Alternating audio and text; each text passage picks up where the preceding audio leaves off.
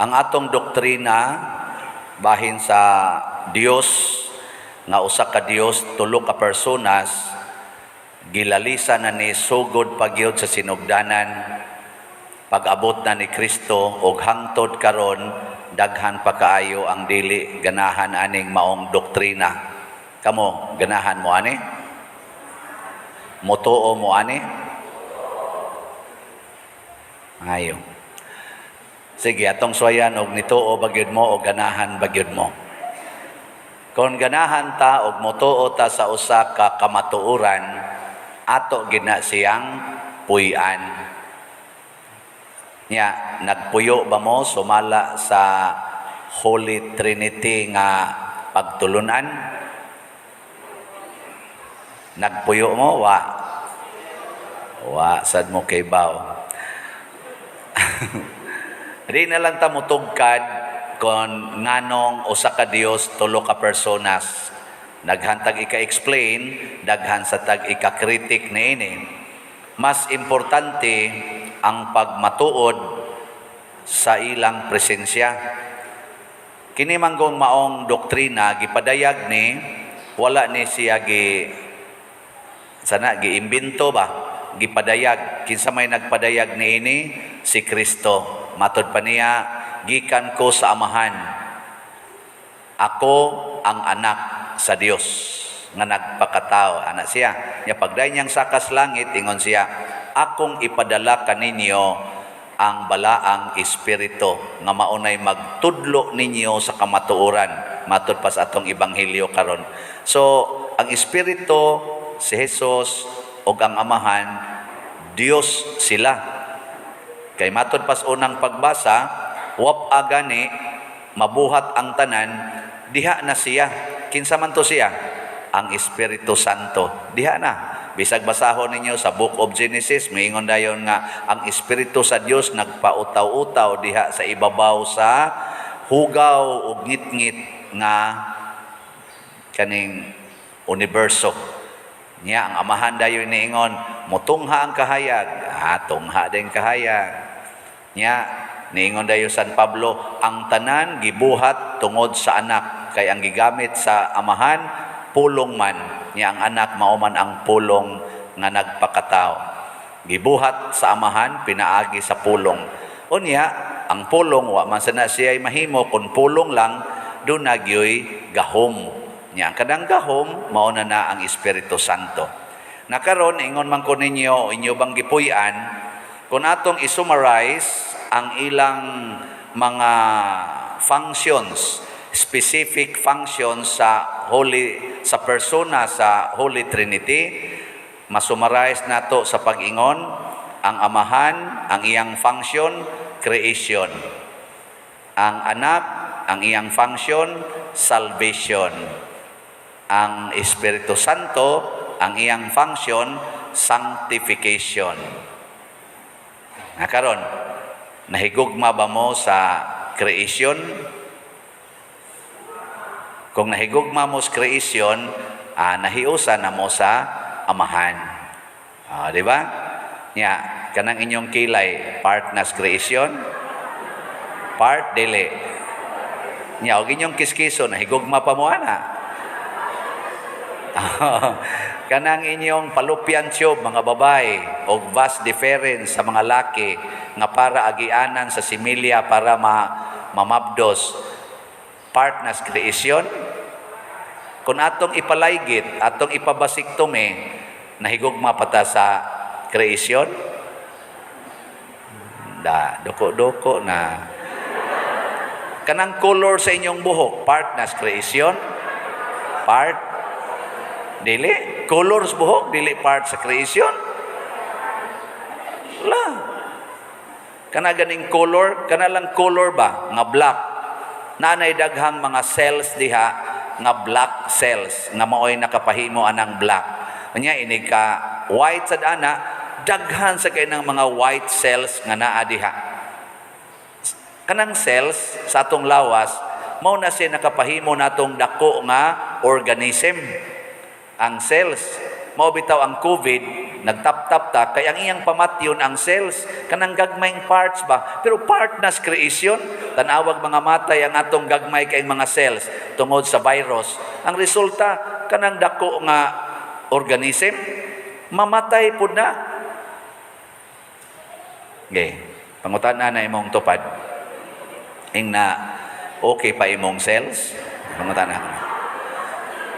Niya, muubo kayo na, awa na, murag di na kayron okay. Ano? Oy, mahadlok to, cells na na. Pero part na sa creation, ang atong paghigugma na, pinaagi sa pag-amping, dili nimo inuman anang mga toxic, sama anang mga pills para papugong sa panganak, dili ka mo inom anang mga chemically made nga mga pagkaon, ana, nag-amping ka sa creation, di ka patakaglabay anang imong mga basura, kay makapapulyot na sa palibot, nag-amping ta sa creation, di ka magsigig panilab anang mga basura, imong silaban, kay ang aso ana mo, guba sa atong ozone layer, nag-amping ka sa creation, di ba? Og nahigugma kas amahan. Da, ilom lagi mo. Karon, ang anak, salvation. Unsa may salvation nga gihatag ni Kristo nato? Hibaw mo? Unsa man? Ingon siya, ang akong mga pulong, espiritu o kinabuhi. Kinsa tong magsunod sa akong pulong, dili na mamatay. Mana ha? Karon, nagsunod mo sa pulong sa Ginoo. Uy, tubag. Kada supak nato sa pulong sa Ginoo, nagkahulugan na siyang impierno, damnation, dili salvation. Niya karon, pulong bas Ginoo kanang pagsigig panglibak? Di mo manglibak. Libak padagsa. Pulong bas Ginoo kanang sigig kasuko? Kanang mamalikas ka? Pulong na dili. Di mo masuko. Pulong bas Ginoo ang pag-ingong I love you? Nya, gasigi mo ingong I love you. Okay, practice na imong tupad. Kana, practice bag di ba kahilasan nga mo ingong I love you. Sige na, lingi ready? 1, 2, 3. Daghan kay wa mo lingi, gihilasan. Ang pasabot ana, ang pulong sa kaluwasan imong gikahilas, hilas. Kamong mga asawa, di mo hilasan nga mo ingos inyong mga bana karon nga I love you without condition. Gi kono, og nade imong bana, gi honghongi kono be na. I love you without condition. Tanawang naong di ba mutamihid na, hilas.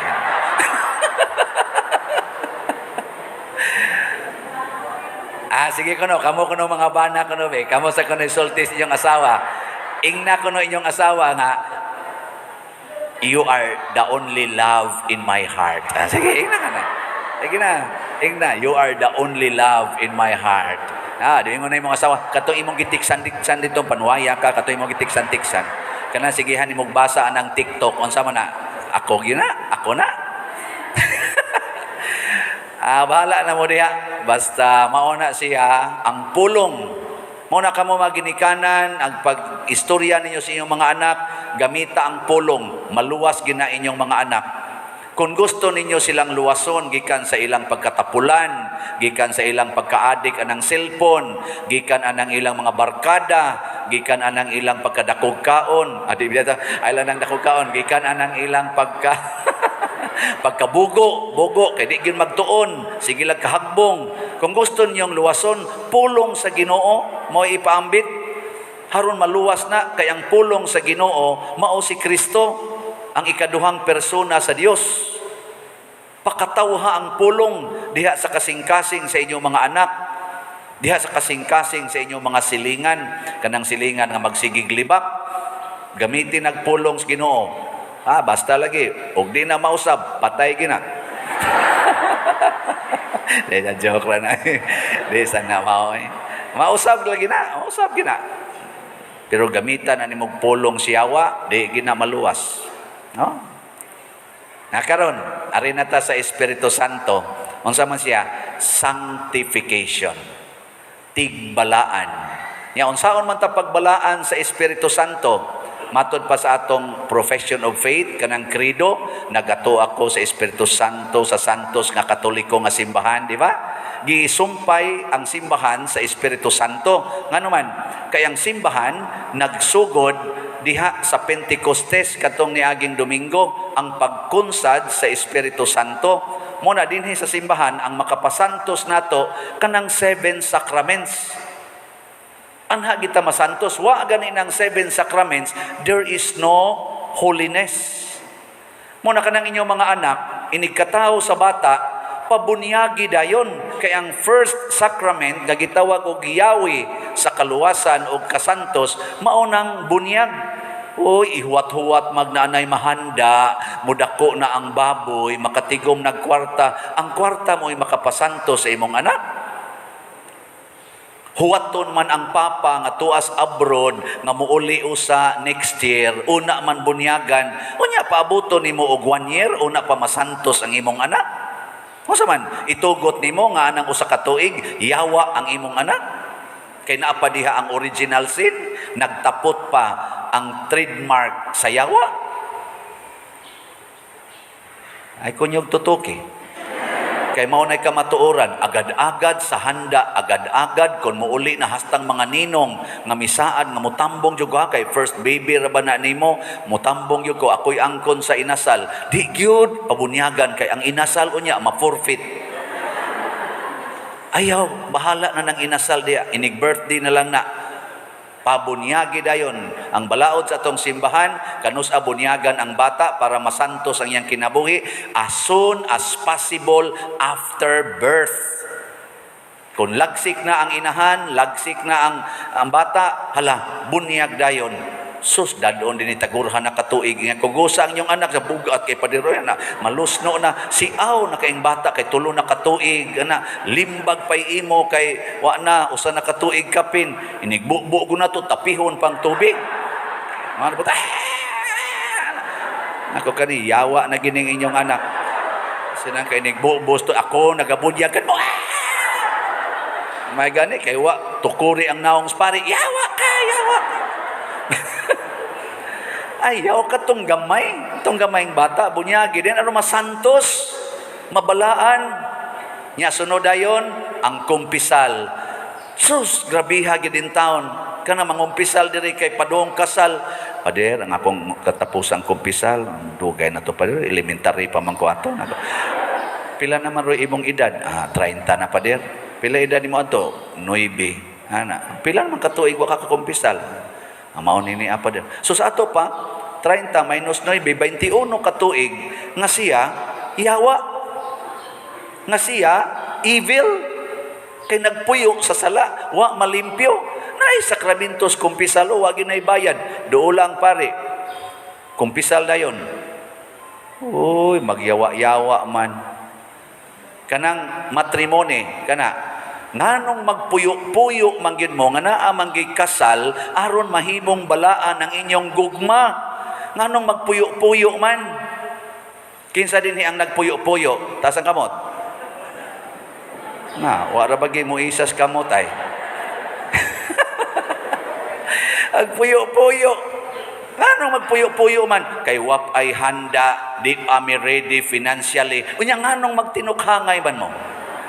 Nga di man na makapabalaan, makapugong manggani mo sa pag-adto sa simbahan para magpakasal, di mo kapugong anang inyong gibati.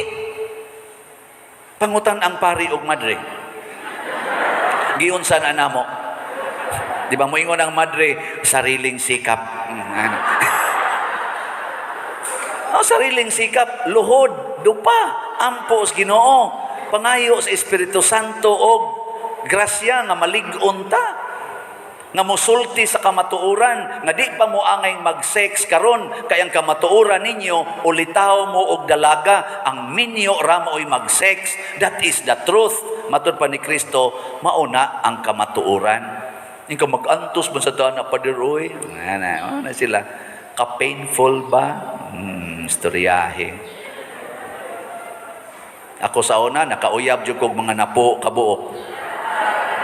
Hangtod karon, mapagarbuhon pag yung kong muingon, nga wa gyud ko nakig-sex nila. Bisag inyo pa silang pangutanon. Ambot o wa ba sila nagmahay? Basta ako, porting mahay. Joke. Wa ko nagmahay, oy. Wa ko nagmahay. Nga naman, hangyo gyud Espiritu Santo. Nagtuo ka, perting lisura na pugnan, pero naay gracias Ginoo sayon kay pugnan. Muna isulti na ninyo, mga ginikanan, nga mga anak, bangayo gyud Espiritu Santo, nya unsaon man na, pinaagis pagampo, prayer, prayer, pray, pray. Every time you pray, the Holy Spirit will descend upon you and give you all the graces to become like Christ.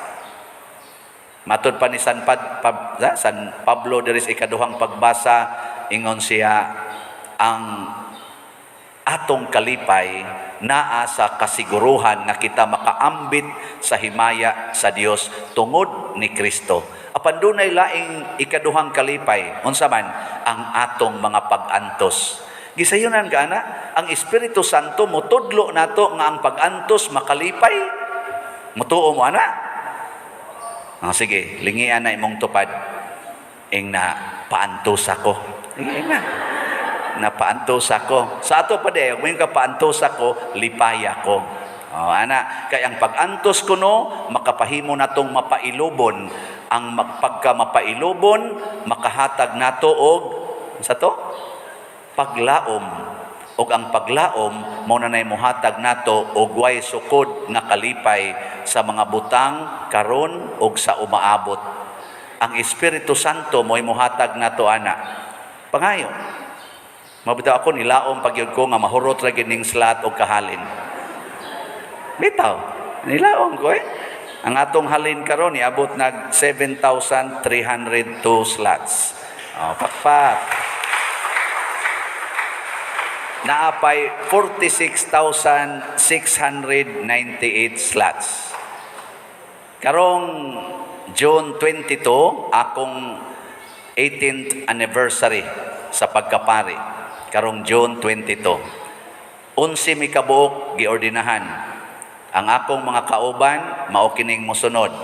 Naa diha sa San Fernando Rey, diha sa Liloan proper, si Father Morphy Sarsunas. Naa dito sa Danau, si Father Junjun Almasol. Naa diha sa Consolacion, si Father Joselito Peralta. Ambot og only pa ba siya karon kay nasa pamati sa lawas. Unya naas Talisay si Father Roger Piloton. Naas Minglanilla si Father Roy Bukag. Naas Oling Naga si Father Sondo Edgar Sondo. Naas sa Santa Lucia Asturias si Father Chris Amores. Naas sa Santa Fe si Father Dave Villasiran. Naadihas Buhisan, usa na sa amo mga kinangilngigang kauban, si Father Mar Balili. Muna rin ka-process sa kanonisasyon ni kaning Chupilo Kamumot. Unya, naa sa seminaryo, pero going to further studies, si Father Jojo Di Aquino. Diha na formerly sa Gitsimani Parish na assign. So, karon pulos pagid mi pare. Pero nakahukom kong dili ko mag-celebrate para sa akong kaugalingon din his parokya. Wa na nang hikay-hikay, program-program. Ako nang i-cancel karong 22. Nga akong buhaton, mag-feeding lang og lugaw ngadto sa tanang kapilya. Pinaagi sa ato mga chapel leaders. Maglugaw, nya pakanon ang tanang gustong muka og lugaw. Na, okay na no? Kay gamay ra gasto. Ang akong buhaton sa akong kuan, magsigi kog baligyag slots. Kamong tanan nga nakauyon sa akong pagkapare, palit mog slot, labing menos usa. Nya ihatag na karon kutob karong June 22. Hakon tan-aon og naabay daghan nga nakauyon sa akong pagkapare. Kamong wa kauyon, palit lang gyapon mog slat. Nga naman, aron makauyon mo. Kay tagaan mo sa Espiritu Santo o grasya nga makauyon.